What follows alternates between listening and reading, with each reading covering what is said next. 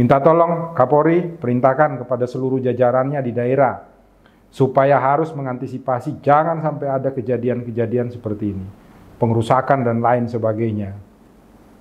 Ini yang harus dilakukan oleh Jokowi. Salam Pancasila, salam penegakan hukum. Halo sahabat Rumah Pancasila, kembali lagi bersama kami di channel Rumah Pancasila, membahas isu-isu hukum dalam bingkai Pancasila. Kali ini Rumah Pancasila akan membahas video-video mengenai isu hukum yang masuk ke dalam DM sosial media kami. Jangan lupa untuk tetap like, share, dan subscribe channel kami, dan mari berbagi ilmu. Salam Pancasila.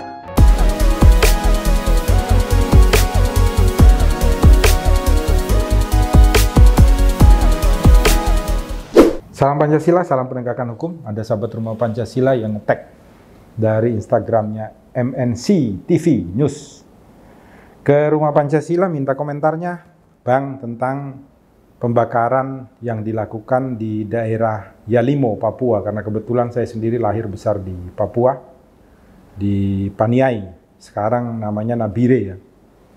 Itu di sini tak terima putusan MK masa di Yalimo melakukan pembakaran terhadap beberapa kantor pemerintahan. Ditanyakan kepada Rumah Pancasila, Bang, bagaimana kalau ada kejadian seperti ini? Inilah yang selalu terjadi di negara yang dimana masyarakatnya tidak punya kerendahan hati untuk bersama-sama ikut membangun Indonesia, karena tugas daripada membangun Indonesia itu bukan hanya berada pada bupati, wali kota, camat, presiden, tetapi tugas kita bersama-sama. Soal siapa nanti yang jadi, ya dia sekedar jadi, tetapi kalau tidak ada partisipasi kita, partisipasi masyarakat, partisipasi pihak-pihak yang kalah dan lain sebagainya, maka pembangunan itu tidak dapat untuk diwujudkan secara baik. Kita lihat dulu, ada komen dari netizen. Yang pertama dari Arstoligu, pemujaan yang berlebihan sangat tidak baik. Ya, pemujaan yang sangat berlebihan itu tidak baik sehingga hasilnya adalah korban materi. Untung saja tidak ada korban jiwa ini. Kemudian ada dari Adenfam _ ada yang bilang Papua pembangunannya dianaktirikan pemerintah pusat. Bukannya gimana kalau ada sengketa dari dulu dikit-dikit bakar gedung, itu pakai duit juga. Ya, sangat disayangkan. Baik. Kemudian ada dari Risaldi Ahmad 15, primitif. Gitu.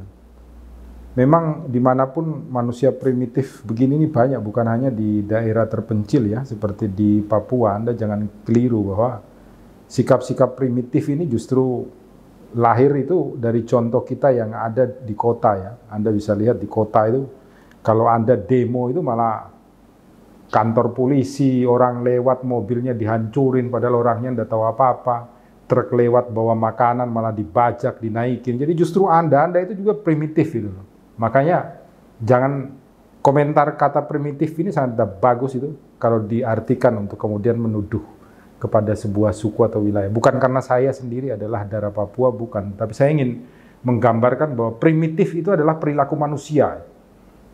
Bahkan orang-orang yang mengaku profesor, doktor itu aja kadang kalau ada demo besar itu di truk yang dibajak oleh anak-anak mahasiswa yang katanya intelektual itu dinaikin. Itu ada profesor, doktor, bahkan anggota DPR yang ikut naik di sana dan ikut memberikan orasi, itu juga sangat primitif. Saya ingin mengatakan bahwa hal seperti ini harusnya diantisipasi. Oleh siapa? Oleh aparat yang diberikan tugas untuk melindungi, melayani, dan mengayomi masyarakat. Siapa? Polisi. Maka polisi di daerah yang bersangkutan ini harusnya sudah tahu, oh besok tanggal 27 mau ada putusan Mahkamah Konstitusi nih. Kemungkinan pasti ada yang marah karena dikalahkan. Maka kemudian Kapolres setempat itu sudah mengatur, meminta bantuan dari TNI, meminta bantuan dari tokoh masyarakat, tokoh agama di wilayah setempat, mengantisipasi seminggu sebelum kejadian.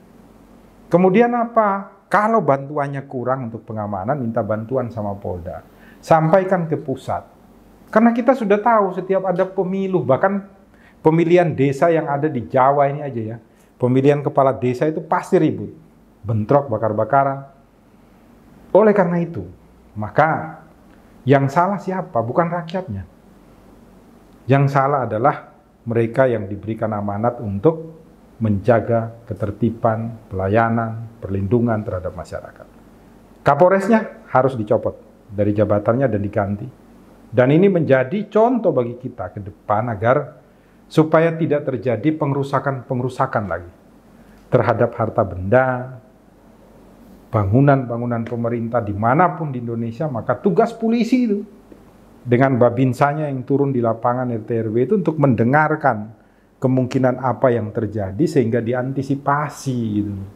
Bukan dibiarkan begitu saja sehingga kejadiannya ada kerugian material. Yang salah siapa?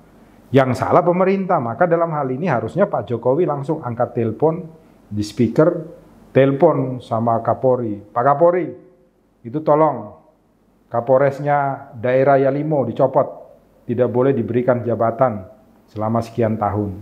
Minta tolong Kapolri perintahkan kepada seluruh jajarannya di daerah supaya harus mengantisipasi jangan sampai ada kejadian-kejadian seperti ini, pengerusakan dan lain sebagainya. Ini yang harus dilakukan oleh Jokowi. Jadi hal-hal seperti ini penting supaya apa nanti? Supaya nanti fungsi daripada Babinsa di kepolisian mampu untuk memberikan sebuah kebaikan di dalam masyarakat untuk tidak melakukan hal-hal seperti ini di masa yang akan datang.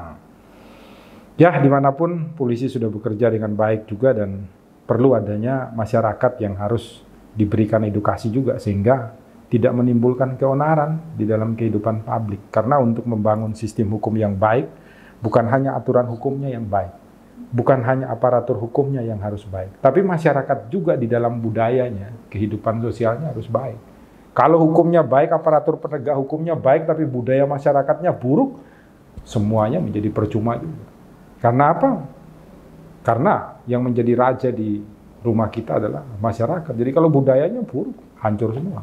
Itu dari Rumah Pancasila, marilah kita selalu menjaga kesehatan kita dimanapun Anda berada. Dan jangan lupa, selalu berbagi di Rumah Indonesia dalam hal apapun. Salam Pancasila, salam penegakan hukum. Selalu sehat dengan menggunakan masker. Sadarlah, hai penegak hukum. Ruang sidang bukan penyiksa kebenaran. Sadarlah, hai penegak hukum. Ruang sidang bukan pembunuh keadilan. Karena ruang sidang adalah untuk kebangkitan